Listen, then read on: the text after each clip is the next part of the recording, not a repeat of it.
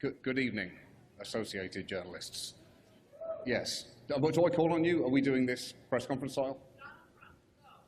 Donald Trump, go? Sure, I'll agree with that. Yep. Angela Bishop from Network 10 Australia. Yes, do you remember last year? Yes, I do, with the Tony Abbott thing, and Yeah, and I said, hey, but you guys are about to have Donald Trump, and you said that won't happen. Well, let's give us a chance, have some faith, Angela. Okay. Also, and maybe check on the state of your own country's immigration policies before you steer it too hard at this one. Harsh, but what are you going to do? It's, only a few weeks away. It could happen. Yeah, what am I personally going to do about it? Donald Trump wins, yes. What am I personally... Well, I can't vote. No. I'm on a green card, so I'm experiencing taxation without representation, which was annoying when we inflicted it on them. Now I get it. Well, I'm not really involved in this. I don't get a vote, Angela. But you do get to comment. Well, I do get to comment because of, that's right, freedom of speech. So I'm sure I will comment at length over the next 2 months as we dance on the lip of a volcano. Thank you very much. Yeah. Over here to your left, John. To my left. David from Israel. Hey, David. There's been a lot of talk, just to continue on that last point, that the media contributed to Trump's success this past year, feeding the beast, if you will. Do you feel responsible? Thank you. Yes, it was an honor to win. Do I feel responsible for Trump? The short answer to that is no, and the slightly longer answer is no, of course I fucking don't. Yeah. Hi, John. Congratulations on your win. Thank you, David. That's how it's done. That's basic human politeness. Exactly. And I want to say I really love your show. And so what I wonder is, have you gotten some great material that you'll be adding into next week's show, just from this evening, perhaps just from this room? From this week's? What? Well, from that room, I thought Beyonce was going to be here, and I saw a seating chart, and I was supposed to be sitting 2 rows behind her. So all I've really been thinking about for the last 48 hours is I'm going to be able to look at Beyonce's head for 4 hours, and she hasn't turned up. So this is nice, but this evening generally has a sense of loss in it for me.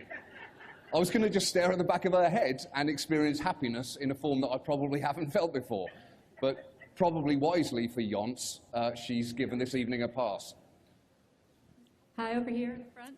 Right here. Yes. Right here in the front. Hey. Hi. Can you just talk a little about the importance of comedy during a political season?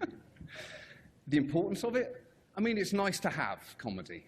I think in general it's nice to have. And sometimes it can be a soothing balm on an open sore, and I think that's probably the quickest way to describe this electoral process so far.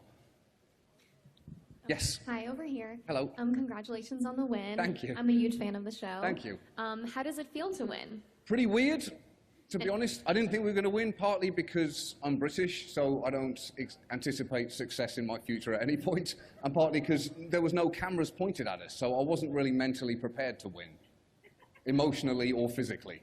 But I'm glad we did. I'm very happy we did. And our staff works really hard, and we really did fly our entire staff here, so I think we've left them unsupervised in that room. I don't know what's happening in there, and I'd like plausible deniability. Congratulations. Thank you. Hello. Do you think your British perspective has somehow given you a twist that's made your comedy catch on or make us Maybe. Able, to laugh at things we might not usually laugh at? I think comedians are usually outsiders, so it helps that I'm an outsider as soon as my face makes a sound. But although I've lived here for 10 years and I consider this home, but yeah, comedians are usually outsiders. So my Britishness, the British accent is usually worth about 80% more authority than we actually have. Back in the days of the Empire, it was 100.